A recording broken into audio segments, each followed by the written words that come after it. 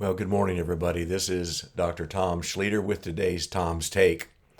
I think one of the most asked questions in life is, are you ready? How long is this going to take? Just last week, I had to make a phone call to our Secretary of State here in Texas because we were in the process of changing the name of the church. And I got on the hold line, and it kept on repeating, "You are number 45 in line." And I realized these calls are not going to be short because people have to answer a lot of questions. And so I'm thinking this could be forever before I get helped. Fortunately, I didn't have to wait that long. I got another phone call from another person that said, "You don't need to contact them. I'll take care of it right here." There are all sorts of things that we wonder, how long is this going to take? Maybe it's going to be a repair on a tire. They're the worst. It seems like you have to sit there for hours to get a nail out of your tire and get back on the road. I am not known for my patience on the road many times. My wife can vouch for that. If I am going to be late for an appointment, I want the traffic to move. Let's just go ahead and move at the speed limit if we can. And if you're in the left lane here in Texas and you're driving below the speed limit, you really need to move over and let us who are abiding or even surpassing that speed limit to get to our destination. We are always wondering, how long is this going to take? We might be sitting in a doctor's office. We might be standing in line at a grocery store. I don't care where we are. How long is this going to take? We seem to always have other things that are more pressing, and we want to get to those things as quick as possible. Now, I'm not maybe that horrible. There are many times when I like taking time. If I'm on vacation with my family and we're in a national park and we're on a hike, I want to roam as slow as I want to roam because I want to take it all in. I want to take in everything that my eyes are viewing. There are also those moments when I'm spending time with the Lord, and He's commanded me in this season, all of us really, to be pausing before Him and to allow Him to detox us from other issues in our lives, maybe even detoxifying us from our impatience. And let me take care of things in my timing. See, God's timing is what's important here, not mine, not yours. God's timing. Passage was coming to me as I was pondering on this morning, very familiar from Galatians 4 through 7. But when the fullness of time had come, God sent forth His Son, born of woman, born under the law, to redeem those who were under the law, so that we might receive adoption as sons. When the fullness of time had come, that we might be free from the law that we were born under. Maybe that law is even the law of, I really want this to hurry up.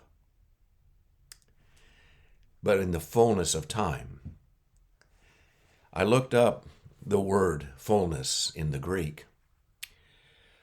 Pleroma. Pleroma is the Greek word. It speaks of that which is being filled. Interestingly, the first definition in Strong says, like a ship, inasmuch as it is filled or manned with sailors, rowers, and soldiers. In other words, everything is filled up with what is necessary. In the New Testament, the body of believers as that which is filled with His presence, His power, His agency, the riches of God and of Christ. Powerful. But the root of it even brings it more clarity. The root word of pleroo means to make full or to fill up, to cause to abound, to furnish, to render full, to complete, to fill to the top, much like you would fill a vessel to the top, to consummate, to make complete in every particular, and to render perfect, to carry through to the end, to accomplish, to carry out. Wow. In the fullness of time, when God says, I'm in the process here of bringing things to fulfillment. I'm in the process of bringing things to their fullness. I don't want your cup to be half empty or half full. I want it to be full. We know that God's desire is that He is always wanting us to overflow with His blessings. My cup overflows, the psalmist will say in Psalm 23. He wants us to be complete, and He does that in the context of not only what it looks like being filled up, but the fullness of time as well. So we can sit here and say, well, how long is this going to take? And the Lord just simply smiles, I believe, and says, I've got this.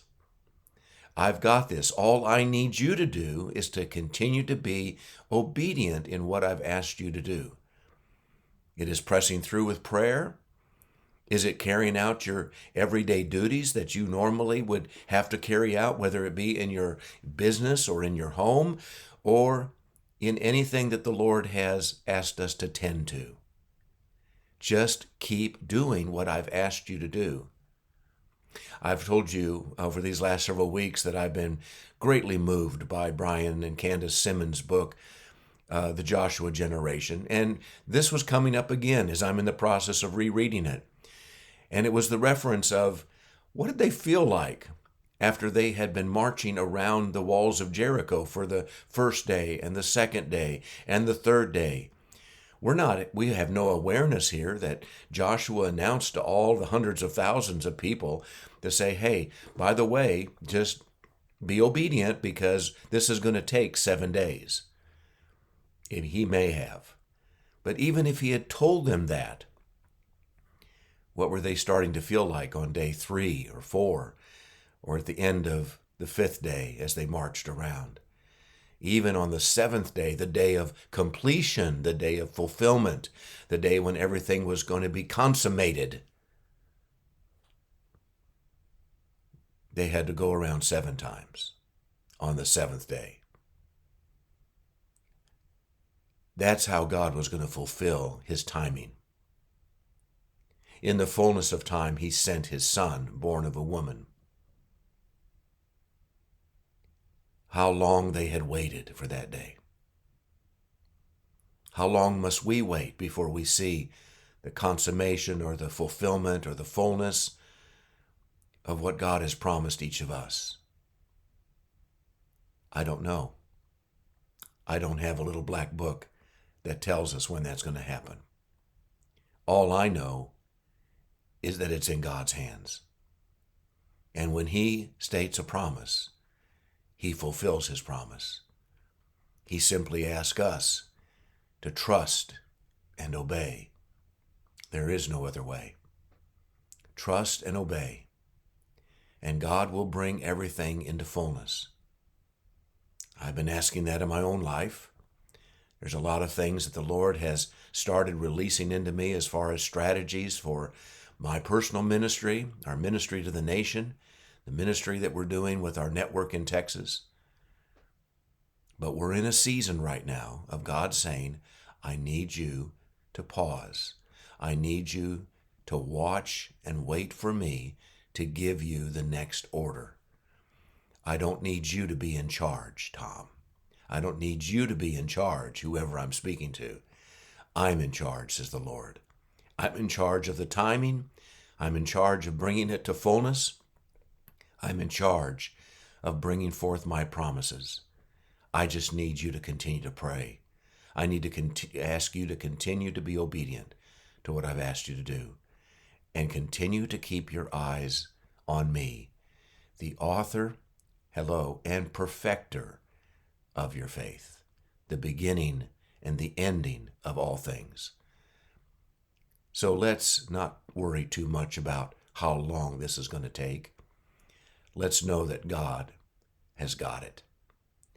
And He is going to bring us to that point of completion. It might be tomorrow. Might be next week, it might be next year, but it will happen because we have a God that keeps his promises. Blessings to all of you today. Continue on. Be faithful. Be obedient. We'll see you again tomorrow.